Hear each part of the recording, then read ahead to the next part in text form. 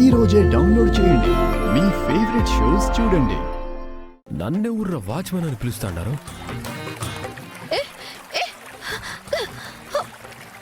హే matter, నువ్వేమి మళ్ళీ ఇంటికాడికి వచ్చినావు?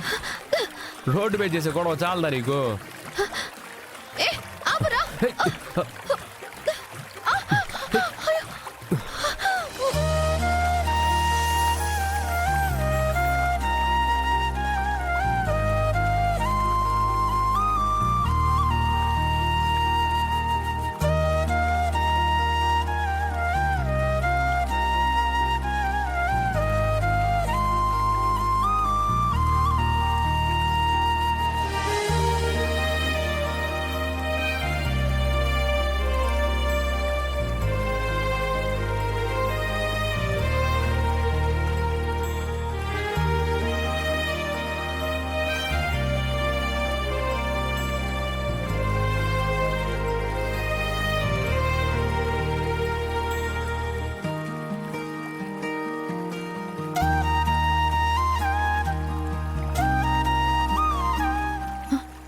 నన్నే పట్టుకుంటావా? వదిలిపెట్టరా.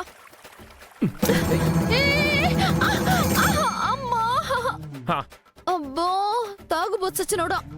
వదిలేయమంటే కింద పడేయమని కాదురా. ఏమో, ఆడోళ్ళ మాటలకి అర్థాలే వేరులే అంటారు కదా, అందుకే వదిలిపెట్టినా.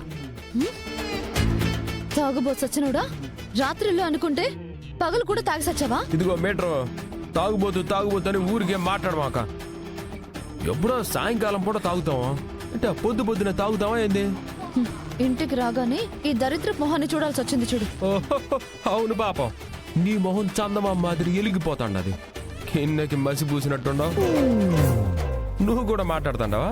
రే, నా మొహం గిన్నెకి మసిపోసినట్టుందా? నీదేరా సొట్టబడిన చెంబు మొహం వేసుకొని. ఓయమ్మే, నా మొహం సొట్టబడిన చెంబు మాదిరి ఉండదా? అట్ట ఈదులోకి పోదాం పద. ఎవరు బాగున్నారో వాళ్ళే చెప్తారు. నీతో నాకు అందాల పోటీ ఏంట్రా? నేను వేరే పని మీద వచ్చాను.